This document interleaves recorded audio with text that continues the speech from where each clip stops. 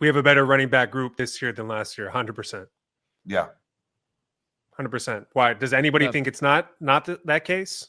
Does anybody miss J.K. Dobbins that much? How about this? Would you rather have J.K. Dobbins or Najee Harris? That's the real question. And I think Omarion Hampton's better than both, Mario. I think Omarion Hampton, we're going to talk about rankings later, but in the top 10 that came out from ESPN, I think Hampton by this time next year will be a top 10 running back. We'll be in that conversation. I think he's that good, that special of a player. And in this offense, guys, I think he's really going to take off. Yeah, honestly, I believe the same thing. I don't think he's getting, I guess, the credit or the hype that maybe he deserves, which maybe it makes him work harder. I mean, I'm sure every football player, especially coming out of college, is you have to prove yourself. You're crazy to think I'm going to the NFL and I don't have to prove myself. But at the same time, you look at Genty with the Raiders, he's getting all the hype in the world. And those guys are supposed to be comparable running backs.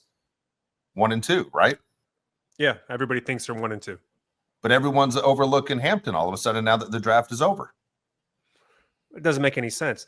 If you look at the AFC West, you got 3 teams that are starting rookie running backs. And you could say J.K. Dobbins is starting over R.J. Harvey with the Denver Broncos. I think that's the same exact situation the Chargers are in, where maybe you have the veteran starting on paper, but everybody knows that the real starting running back is going to be the rookie that's behind him.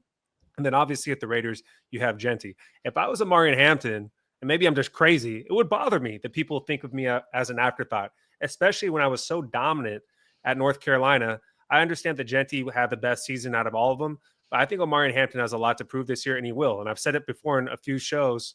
I think he's going to get Offensive Rookie of the Year.